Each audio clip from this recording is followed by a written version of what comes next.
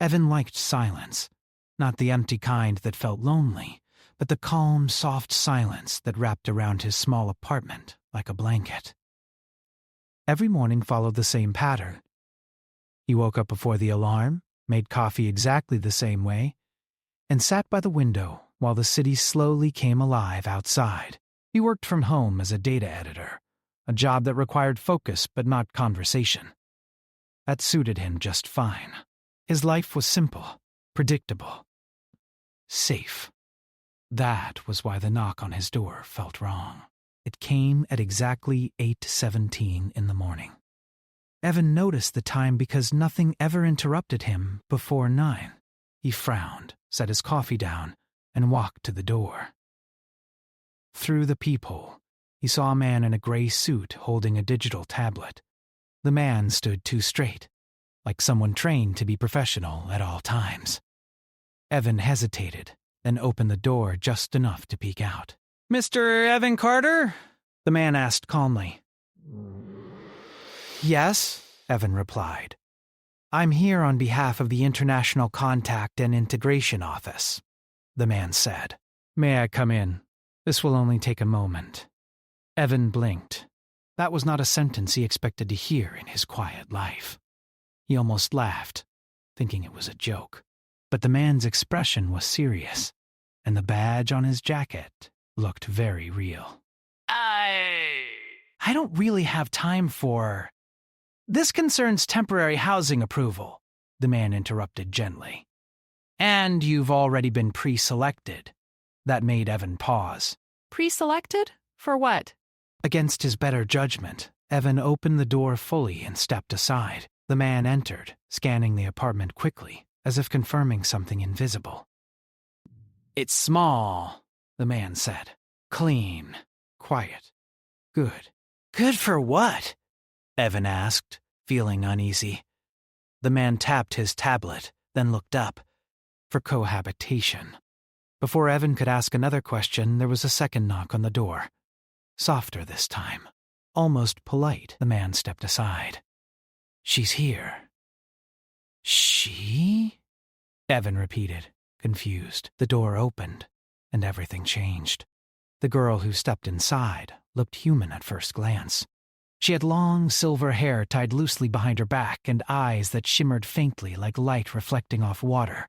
Her skin was pale but warm-toned, and her movements were careful, measured, as if she was constantly aware of the space around her. She looked at Evan and smiled. "Hello," she said. Her voice was calm, clear, and slightly musical. "I am Lyra. Thank you for allowing me to stay." Evan forgot how to breathe for a second. I didn't... He turned to the man in the suit. "Stay?"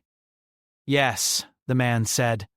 "Lyra is part of an off-world cultural observation program. Due to recent developments, we are placing selected individuals in normal human living environments." Evan stared at him. Off-world? Lyra tilted her head slightly. "That means I am not from Earth." Evan laughed nervously. "Right. Okay. This is a prank, right?" Lyra raised her hand. The air around her fingers shimmered gently, like heat on asphalt. It lasted only a second, then vanished. Evan's laughter died. The man in the suit nodded. "First contact was confirmed 3 months ago. You were chosen because of your psychological profile. My what? You live alone. You have low social conflict. You maintain routines. You adapt quietly," the man explained. "Statistically, you are the least disruptive host." Evan opened his mouth, then closed it again. "No," he finally said. "No, I didn't agree to this," the man smiled apologetically. "Actually, you did." "When you signed the updated residential cooperation clause last year." Evan remembered clicking agree without reading. His stomach dropped. "This is temporary," the man continued. 3 months. You will be compensated, and you will not be required to do anything unusual. Lyra looked around the apartment with gentle curiosity. Your living space is peaceful, she said. I believe I will not interfere. Evan rubbed his face. His quiet life was slipping through his fingers. And if I say no? He asked. The man glanced at the tablet. Then your apartment will be subject to weekly inspections, equipment installation, and monitoring. Evan sighed. Fine, he muttered. 3 months? The man nodded, clearly relieved. Excellent. I'll leave you to settle in. He turned and walked out, as if this were the most normal thing in the world. Silence returned, but it felt different now. Evan stood awkwardly while Lyra looked around, pausing at small things. A bookshelf, a plant by the window, a mug with a faded logo. You drink this brown liquid every morning, she said. It smells comforting. Coffee? Evan said automatically. You can sit. Lyra sat carefully on the couch, folding her hands in her lap. I will follow your rules, she said. Please inform me of them. Evan stared at her. Rules? Yes. Humans have many unspoken rules. I would like to learn them. He hesitated, then said, Okay, first rule, personal space. She nodded seriously. Understood. Second rule, he continued, don't go through my stuff. Agreed. And third, if something feels weird, just ask. Lyra smiled again. I will ask many questions. She was not joking. Within an hour, she asked why humans put pictures on walls, why they apologized even when not at fault, and why silence sometimes meant comfort instead of danger. Evan answered as best he could, slowly relaxing as he realized she wasn't judgmental or strange in a scary way. She was curious, gentle. At one point, she paused and looked at him closely. You are tense, she said. Is my presence causing discomfort? Evan thought about it? Yeah. But not in a bad way. Just unexpected. She nodded. Unexpected events are how humans grow. That surprised him. How do you know that? He asked. She smiled softly. Because your species adapts emotionally faster than any we have observed. That night, Evan lay in bed staring at the ceiling.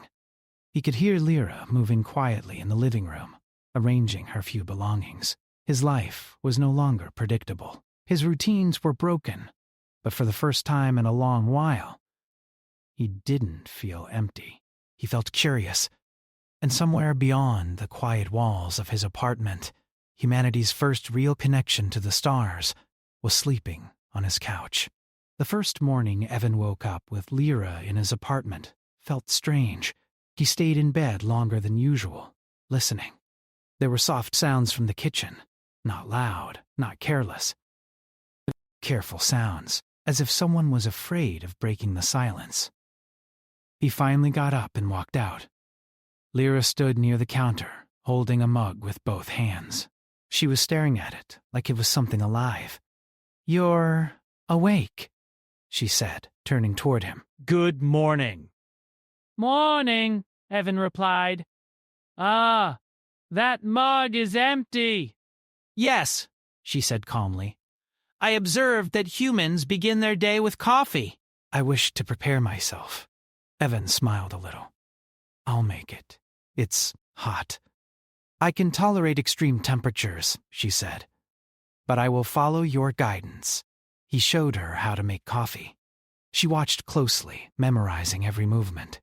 When he handed her the mug, she took a careful sip. Her eyes widened slightly. This is bitter, she said. Yeah.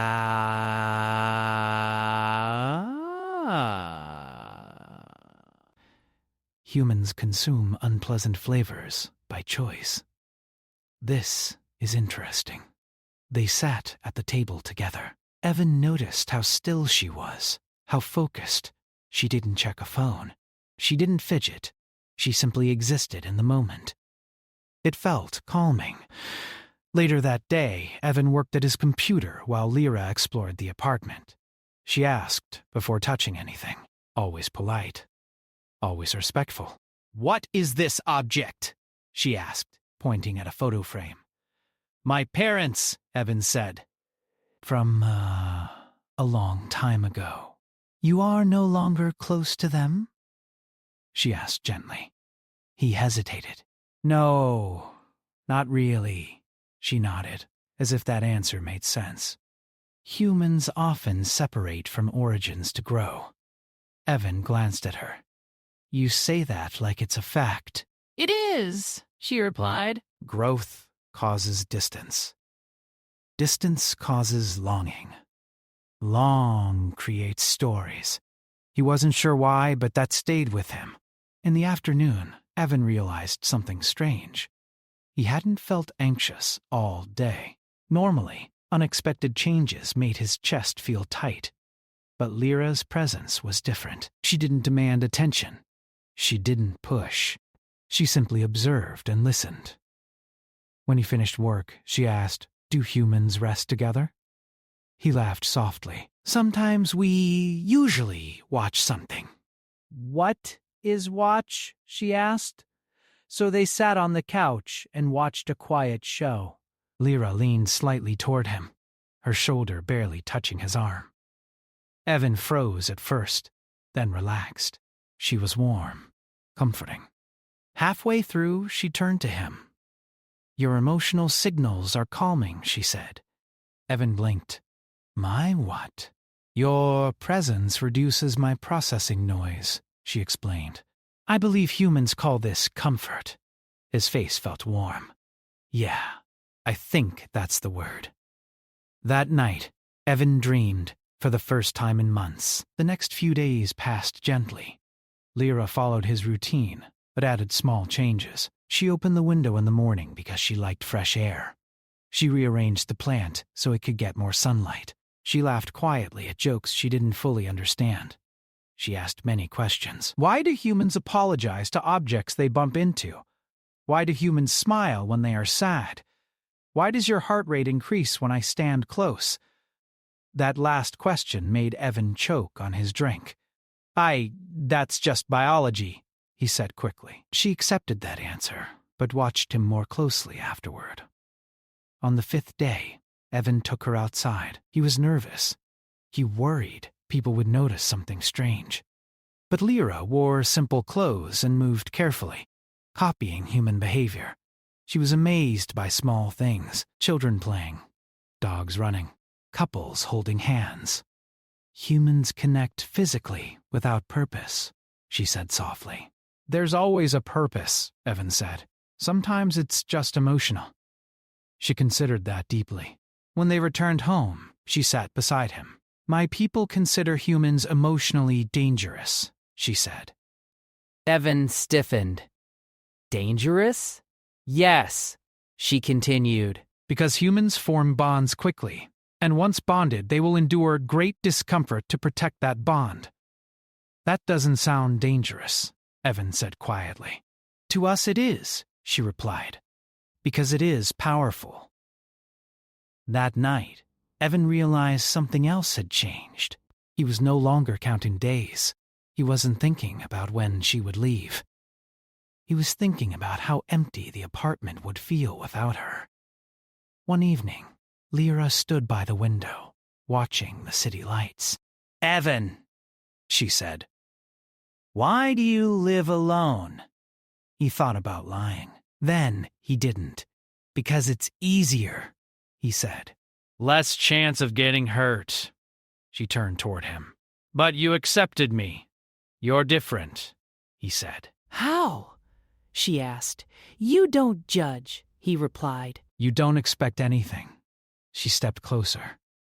"I expect nothing except honesty." Their eyes met. Evan felt his heart race. "I'm glad you're here," he said softly. Lyra smiled, slow and warm. "I am glad you chose me." He didn't correct her. Maybe he had chosen her. As the city slept, two worlds quietly learned how to share space, comfort, and something growing between them. something neither of them fully understood yet. Time moved differently after Lyra came into Evan's life. Days felt fuller, yet lighter. The apartment no longer felt like a place to hide from the world. It felt lived in, shared. Evan noticed it in small ways. He cooked more often. He played soft music in the evenings. He even started leaving the lights on longer, no longer needing darkness to feel safe. Lyra noticed everything. "You are changing," she said one afternoon while Evan worked at his desk. He looked up. Is that bad? No, she replied. "It is, human." That made him smile. They had developed a rhythm. Mornings with coffee, quiet afternoons, evenings together on the couch. Sometimes they talked, sometimes they didn't. The silence between them was comfortable, not heavy. But something new was growing beneath that comfort. Evan felt it when Lyra laughed, when she said his name. When she sat close, without realizing it, his chest felt tight in a way that was both scary and warm. Lyra felt it too, though she didn't fully understand it. One night, she couldn't sleep. She sat on the floor of the living room, lights dim, eyes unfocused. Her thoughts felt loud, unorganized. That never happened to her before. Evan found her there. "Hey," he said softly. "You okay?" "I am. Uncertain," she replied. He sat beside her, leaving space. "About what?" She looked at him. "About you." His breath caught. "My internal balance changes when you are near," she said. "I experience delay in logic processing." "This is inefficient." Evan swallowed. "That sounds... why?" "Serious." "It is," she said. "I am not supposed to feel this." He didn't joke. He didn't brush it off. "Feelings don't ask permission," he said quietly. She stared at him. "That true for humans?" "Yeah," he said. "Especially for humans." She looked away, troubled. The next day, everything shifted. Lyra received a message. It came silently, directly into her awareness. Her body went still. Evan noticed immediately. What's wrong? He asked. My supervisors are initiating a progress review, she said. Earlier than scheduled, Evan's stomach dropped. Is that bad? "It is concerning," she replied. "They believe my data patterns show deviation." Deviation from what? From detachment. That word hurt more than Evan expected. "What happens now?" he asked. "They will observe my behavior more closely," she said, "and assess whether I can continue." Continue staying here?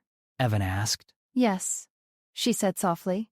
For the first time, Evan felt fear, not of change, but of loss. That evening, Lyra was quieter than usual. She answered questions carefully. She sat farther away on the couch. Evan noticed. Of course he did. "You don't have to pull away," he said gently. "I do," she replied. "For your safety." He frowned.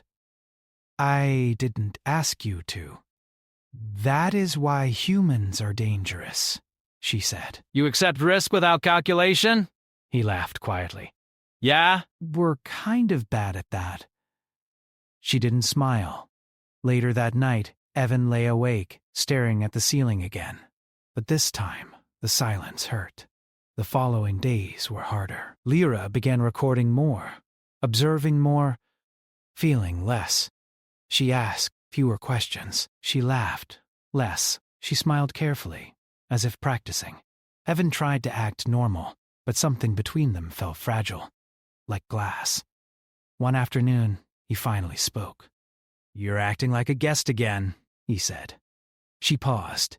"I am a guest." "No," he said. "You live here." She looked at him, eyes shining faintly. "That is the problem," he exhaled slowly. Talk to me. She hesitated, then nodded. My assignment is nearly complete, she said. My report will determine future contact between our species. Evan listened closely. If I submit my emotional data as it is, she continued, they will classify humans as destabilizing. That sounds bad, Evan said. Yes, she replied. They will limit interaction. And if you don't? He asked. They will consider me compromised. Evan felt a tightness in his chest. So, either way, this is ends. Lyra didn't answer. She didn't need to. That night, Evan made dinner. Real dinner. Something warm and slow. They ate together quietly. Afterward, Lyra stood by the window again, watching the city. Evan, she said, why do humans stay even when leaving would hurt less? He joined her. Because regret hurts more than pain, he said, and because some things are worth being afraid for. She turned toward him. If I stay, she said, I risk losing my place among my people. He nodded. And if you leave, you lose this. Yes, she whispered. He took a step closer, careful. I don't want to be the reason you lose everything, he said. She looked up at him. You are not a reason. You are a choice. That word again. Choice. Evan closed his eyes briefly. Then choose what's right for you. She searched his face, trying to understand how humans could love without holding on. You would let me go? She said. I'd hate it, he replied honestly. But yeah, I would. Something in Lyra shifted. That night she sat alone and reviewed her data. Charts, emotional spikes, behavioral anomalies. All connected to Evan. All human. For the first time in her life, she considered deleting something important. The next morning, Evan woke up to an empty apartment. Panic hit him instantly. He rushed into the living room.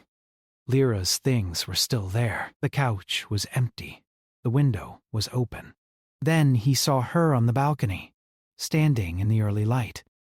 She turned when she heard him. I am sorry, she said. I needed clarity. He stepped closer. Did you decide? Yes, she replied. But you will not like my answer. His heart sank. I am submitting my report today, she said, in full honesty. He nodded slowly. Okay. I told them humans are emotionally powerful, she continued. That you form bonds that change us. He forced a smile. That's fair. I told them, she added, that this power is not dangerous. He froze. What? He asked. I told them it is necessary, she said softly. That humanity feels something missing in us. Evan stared at her, speechless.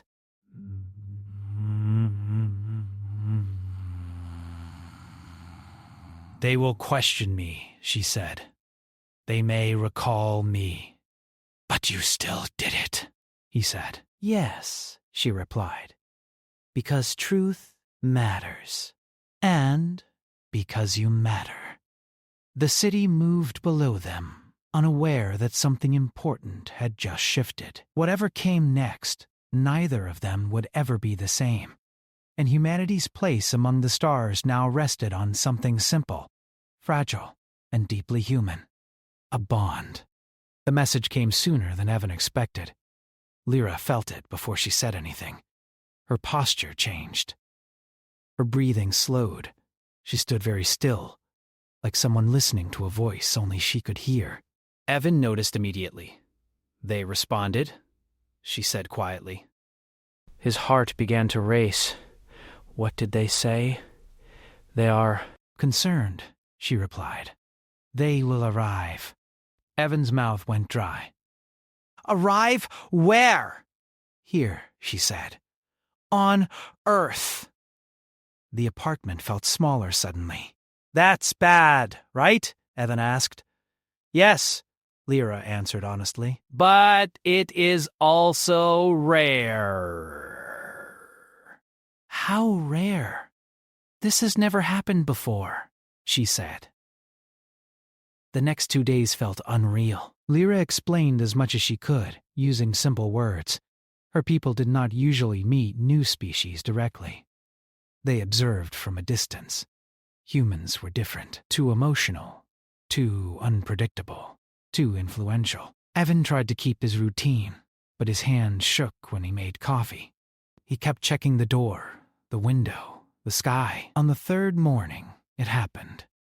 The air in the living room changed. It felt heavier, like pressure before a storm. Light bent strangely near the center of the room, and then 3 figures appeared. They did not walk. They simply existed. They were taller than humans, thin, their forms smooth and shifting slightly, like they were not fully solid. Their eyes glowed softly, not bright but deep, like distant stars. Evan froze. Lyra stepped forward immediately and bowed her head slightly. I acknowledge your presence, she said. One of the figures spoke. The voice did not come from a mouth. It filled the room gently. Lyra of the 7th Observer Line, you have exceeded your assignment parameters. Yes, Lyra replied calmly. You have bonded, the voice said. Evan felt a chill. Bonded. It sounded so final. Yes, Lyra said again. Another figure turned its attention to Evan. He felt exposed, like they could see every thought he had ever hidden. This is the human, the voice said. Unremarkable, quiet, emotionally dense. Evan swallowed. Hello. Lyra glanced at him, a small warning in her eyes, but also something else. Trust. You have influenced our observer, the voice continued. I didn't mean to, Evan said quickly. I never tried to change anything. That is the concern? The figure replied. They began asking questions. Not aggressively, calmly, carefully. Why did Evan accept Lyra into his home? Why did he allow emotional closeness? Why did he encourage her to choose freely, even at cost to himself? Evan answered honestly. He spoke about loneliness, about quiet fear, about how Lyra made his life feel less empty. The beings listened. Lyra watched them closely. She could feel their calculations shifting. Humans do not dominate unfamiliar beings, one voice said slowly. No, Lyra replied. They make space. That is inefficient, another said. And yet, Lyra said gently, it works. They observed Evan and Lyra together, how they stood, how they spoke, how Evan never interrupted her, how Lyra leaned toward him without realizing it. Hours passed. Finally, one of the beings spoke again. Humanity is not passive, it said. They influence without force. Yes, Lyra said. That is why they frighten you. Silence followed. Then came the judgment. We must decide whether humanity is safe for broader contact, the voice said, or whether they must remain isolated. Evan felt sick. If you isolate us, he said quietly, you'll miss who we really are. The beings turned to him. And who are you, one? Asked. Evan thought for a moment. We're messy, he said. We're emotional. We mess things up. But when we care, we really care. And we don't stop just because it's hard. The room was quiet again. The beings began to withdraw slightly, as if discussing something beyond the room. Lyra felt something heavy settle in her core. They returned their attention to her. You have compromised yourself, the voice said. But you have also revealed something valuable. Lyra straightened. I accept responsibility, You will be given a choice, they said. Evan's breath caught. You may return with us, the voice continued. Your emotional data erased. Your role restored. Lyra closed her eyes briefly. Or, the voice said, you may remain permanently as a bridge, without protection, without certainty. Evan looked at her, panic clear on his face. He wanted to speak, but no words came. Lyra opened her eyes and looked at him, not as an observer, not as an alien, but as someone who had learned what it meant to care. If I stay, she said, what happens to humanity? The beings answered, your report will stand. Contact will continue, slowly. And if I leave? She asked. Humanity will be classified as unstable, they replied. Contact will be delayed indefinitely. Evan felt something break inside him. Lyra turned fully toward him.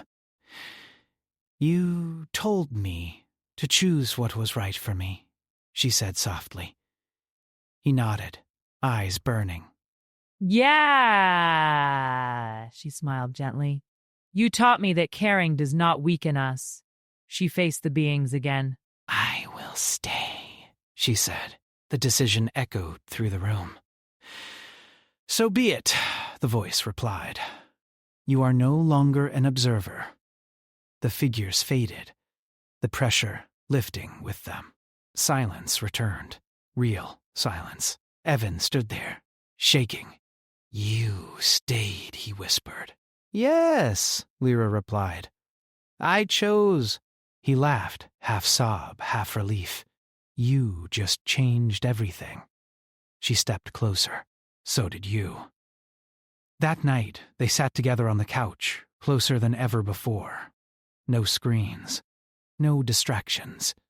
The world outside went on, unaware that humanity had just been quietly accepted, not for its strength, but for its heart. And in a small apartment, two lives settled into something fragile, uncertain, and deeply real. The stars were no longer distant. They were watching, and they were listening. The world did not change overnight. There were no loud announcements. No ships in the sky. No crowds celebrating in the streets. Most humans woke up the next morning and went on with their normal lives, unaware that their future among the stars had shifted. Evan woke up slowly, sunlight falling across the room. For a moment, he forgot everything. Then, he remembered. Lyra. He turned his head and saw her sitting by the window, watching the city like she always did. She was still there. She had stayed. You're awake, she said softly. Yeah, Evan replied. I was afraid it was a dream. She turned toward him. Humans fear losing what matters, even after it is safe. He smiled faintly. We're good at that. Life became different after that, but not in the way Evan expected. There were visitors sometimes, not the tall beings from before, but humans this time. Quiet officials, scientists, people who spoke carefully and listened closely. They asked questions, they took notes, they treated Lyra with respect. Lyra answered honestly, but simply. She spoke often about humanity's emotional depth, their kindness, and their ability to connect without control. Evan stayed in the background. He wasn't special. He never claimed to be, but people noticed him anyway. This is the human? One official asked once. Lyra smiled gently. Yes. They stayed in the apartment. It became a place of slow beginnings. No rush, no pressure. That was Lyra's request, and it was honored. Some nights, Evan struggled with doubt. What if this becomes too much? He asked one evening. For you. For us. Lyra thought for a long moment. My people measure value in efficiency, she said. Humans measure value in meaning. I choose meaning. That answer stayed with him. Their relationship did not change suddenly. There were no dramatic confessions, no perfect moments. Instead, there were small things. shared meals, quiet laughter, comfortable silence.